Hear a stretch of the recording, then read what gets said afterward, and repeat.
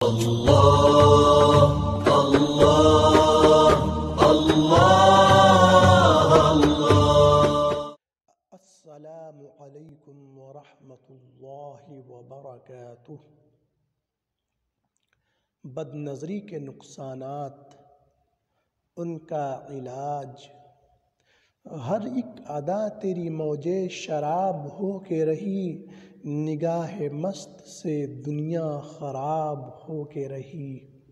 نظر کا تیر اگر دل میں اتر جائے تو ابتدا میں دل کی سرزمین پر حسرتوں کے پھول کھلتے ہیں، پھر دل کی بے چینی و بے قراری بڑھتی ہے، آہ و بکا نیم شبی پیدا ہوتی ہے، انسان کے لیے یارائے ضبط باقی نہیں رہتا، پھر یہی نظر ایک مستقل عذاب بن کر نیم بسمل کی طرح تڑپانے کا سبب بنتی ہے۔ مشہور شاعر میر درد نے اسی درد کو اس شعر میں یوں بیان کیا: وہ نگاہیں جو چار ہوتی ہیں، برچھیاں ہیں کہ پار ہوتی ہیں۔ بد نظری سے پہلے روحانی پھر مختلف جسمانی بیماریاں پیدا ہوتی ہیں۔ پہلا نقصان دل کا کمزور ہونا۔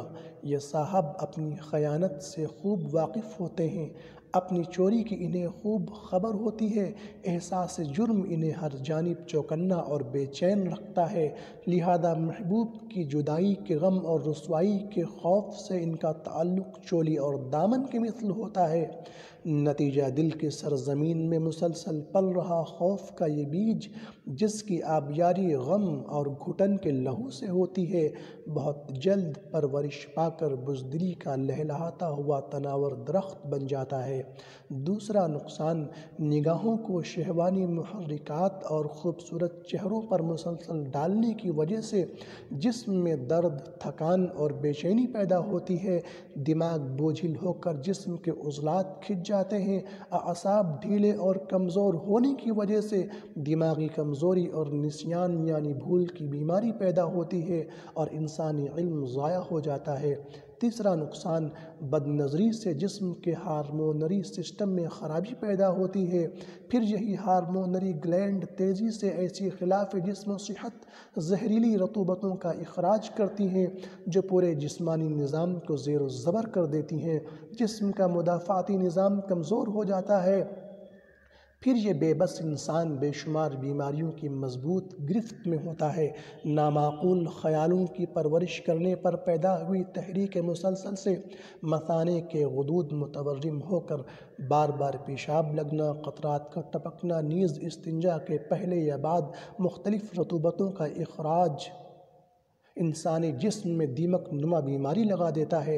رہا انسان کا چہرہ بے رونق، وہ اس بجھی ہوئی شمع کے مثل ہوتا ہے جو اپنے جوہر نایاب کی بدولت شرربار ہوتی ہے، پھر وہ جوہر ہی نہ رہے تو ٹمٹما کر گل ہو جاتی ہے، روسیاہی اس کی تقدیر بن جاتی ہے، جسم لاغر، کمر جھک جاتی ہے، عین جوانی میں بڑھاپے کا گماں ہوتا ہے۔ یہ شخص اس درخت کے مثل ہوتا ہے جو بظاہر اپنے تنے پر کھڑا ہو لیکن اس کا اندرونی حصہ دیمک نے کھوکھلا کر دیا ہو۔ پھر اس کے اثرات آئندہ زندگی پر مرتب ہوتے ہیں۔ یہ شخص حقوق زوجیت ادا کرنے سے قاصر ہوتا ہے، جس کے نتیجے میں ازدواجی زندگی، سماجی زندگی، تجارتی زندگی کا سکھ ہمیشہ کے لیے ناپید ہو جاتا ہے۔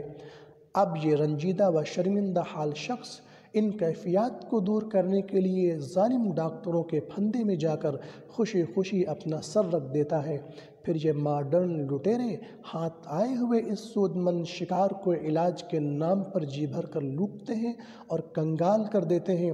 اگر وقتی سکون حاصل ہو بھی جائے لیکن دواؤں کو روکنے کے بعد وہی کیفیت دوبارہ لوٹ آتی ہے، پھر یہ ناعاقبت اندیش، اپنے ہی ہاتھوں اپنی کشتی زندگی میں شگاف ڈالنے والا شخص آہستہ آہستہ خود کو مسائل کی بھنوروں کے درمیان پھنستے ہوئے دیکھتا ہے اور بے بس و لاچار ہو کر کشتی زندگی کے ڈوبنے کا نظارہ کرتے ہوئے کف افسوس ملتا ہوا دنیا کی رہ گزر سے گزر جاتا ہے۔ ہمارے شوق جنوں کو بحال کر ہی دیا، دل و دماغ کا گلشن خراب کر ہی دیا، غلیظ خاک کے بت پر نثار کر ہی دیا، نظر کے تیر نے آخر کمال کر ہی دیا۔ بد نظری اور اس کے تباہ کن اثرات سے بچنے کی تدبیر، یہ سوچنا غلط ہے کہ تم پر نظر نہیں، مشغول وہ بہت ہے مگر بے خبر نہیں۔ اس کا علاج ایمان و تقوی کے بغیر ممکن نہیں۔ خوف خداوندی ہی انسان کو اس بربادی سے بچا سکتا ہے۔ بہرحال مردوں اور عورتوں کو عفت روحانی اور عصمت جسمانی قائم رکھنے کے لیے بہترین طریقہ اپنی نگاہوں کو نیچا رکھنا اور محرکات شہوت سے خود کو بچانا ہے۔ خاص طور پر معاشرے کے گندے ماحول میں پھیلی ہوئی اس بے حیائی سے نظروں کو محفوظ رکھنا مشکل ترین کام ہے، مگر اس سے بچنے کی ظاہری و عملی صورت تو صرف وہی ہے جو قرآن و سنت نے ہمیں بتلائی ہے، اور کوئی نہیں۔ بزرگان دین، اولیاء اللہ، ربانی علماء اور نیک لوگوں کی صحبت اختیار کریں، برے لوگوں کی صحبت ترک کر دیں، فلموں اور ناچ گانوں سے دور رہیں، غیر عورت کو نہ دیکھیں، ہمیشہ باوضو رہیں۔ ایسی بربادی سے بچنے کے لیے اللہ سے دعا کریں کہ اس کی توفیق کے بغیر کچھ بھی ممکن نہیں۔ چلتے پھرتے اپنی نگاہوں کو جھکا کر اور بچا کر رکھیں، اور دل میں یہ خوف پیدا کریں کہ اللہ مجھے دیکھ رہا ہے۔ جس قدر خوف خداوندی ہوگا، بچنا اتنا ہی آسان ہوگا۔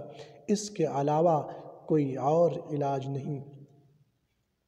آپ خود بتائیں، جب تک ہم دیکھتے نہیں تب تک ہم سوچ کیسے سکتے ہیں؟ اسی لیے جب نگاہ مسلسل سوچ کر برائی دل میں رکھ کر کسی کا پیچھا کرے گی تو پہلے زنا کی سوچ، پھر زنا کا خیال دل میں تقویت پکڑے گا اور پھر اس کی جانب قدم بڑھ ہی جائیں گے۔